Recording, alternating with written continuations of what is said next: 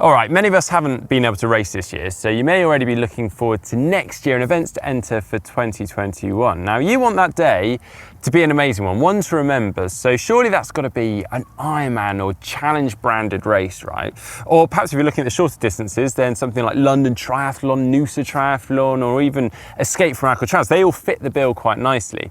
Well, they're all fantastic races, but what if I was to tell you there's some other races out there that are equally as good, but maybe a little off the radar? Yep, today I'm going to be having some fun. I'm going to be talking you through some epic triathlons that you may well not have heard of, but really should have.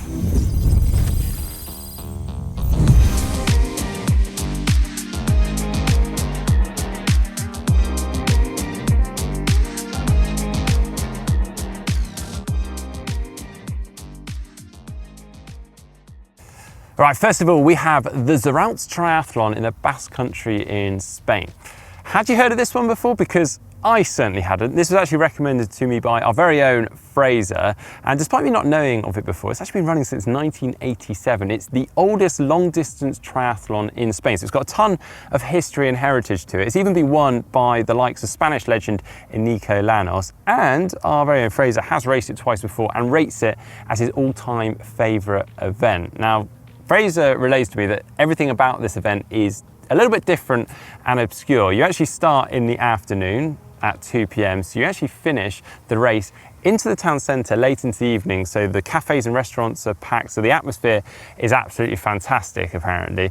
Also, the distance for the event is a little bit different. It's not over your normal, say, 70.3 distance, it's over a double Olympic distance, which apparently also back in the day was more popular over on the continent in Europe. Now, the swim is a point-to-point affair, which apparently has very few markers out in the ocean, just to, I guess, add some navigational fun to the event. And then the bike is a 3-lapper, including some pretty steep 25+% climbs, which again, Fraser recalls his back wheel spinning out on numerous times. So gear selection is critical for this one. And then finally, we've got that 20-kilometre run on a 5-kilometre loop round the edge of the town, coming into the town centre at the end for that atmospheric finish.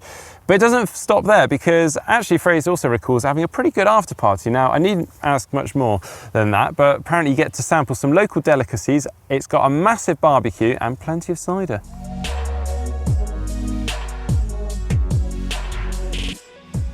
Well, next up we have the Triathlon de Gerardmer. Hopefully I haven't butchered that one. It's in the Alsace region of France. Now, this northeasterly region of France has long been associated with triathlon, because actually Ironman France used to take place in this region up until around 2005, before it then moved a little further south down to Nice, which it's remained until today. But that means that the local community, the region, really embraced the world of triathlon, a little bit like the previous event in Zarauzko. Now, the event itself is a little bit more actually like a festival, because it takes place over the entire weekend. On the Saturday, they have their long distance event, which they call the XL, and then on the Sunday, they have the shorter Olympic distance. In fact, some crazy folk out there actually attempt to do both the XL and the Olympic distance, which certainly isn't for the faint-hearted. Now, the swim itself takes place in a crystal clear lake before then embarking on a very mountainous ride. In fact, some parts of the course are used in the Tour de France, and then returning back down to the lake before then tracing the water's edge for the run. And true to French enthusiasm for anything endurance related, the finishing chute is packed full of spectators, and apparently the atmosphere is epic. Right, next on the list, it is the Craggy Island Triathlon in Scotland. Now, no guesses who added this one to the list. Yeah, it was our resident Scotsman, Fraser, but I'm going to let him off because Craggy Island Triathlon, it even sounds epic, and Fraser assures me, having done it himself in the past, it really is epic. Now, it actually takes place, well, the swim takes place between the mainland and the island of Carrera in a small channel, and then the rest of the race takes place on the island of Carrera, which is entirely off-road. In fact, there are no roads on this island.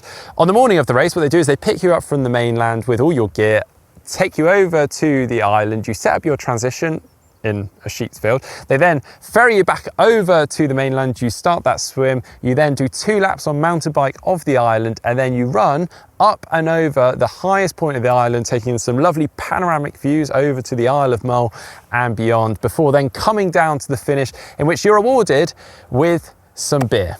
Well, it is Scotland after all, though I'm surprised it's not whiskey.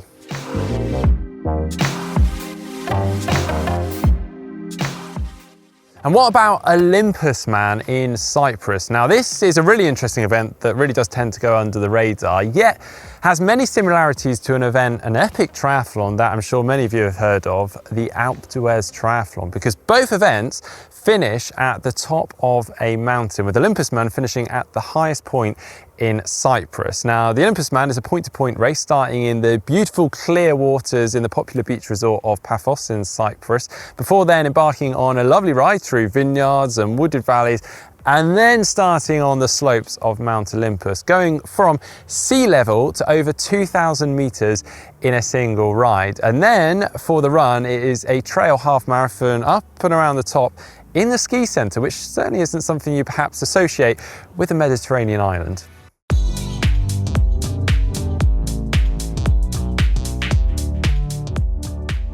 And finally, we have the coast-to-coast multi-sport event in New Zealand. Now, I know this is a video about epic triathlons, but I heard about this event when I first started doing triathlon, and I'm sorry, there is no shadow of doubt, this is an epic event. Just listen to the format. It is run, bike, kayak, bike, and it's rarely won in anything under 11 hours. Now, it starts on the east coast of New Zealand with a 2.2 kilometre run to their bikes for essentially a bit of a warm-up, before then taking on a 30-kilometre trail run over the infamous Goat Pass with a number of river crossings through freezing cold water.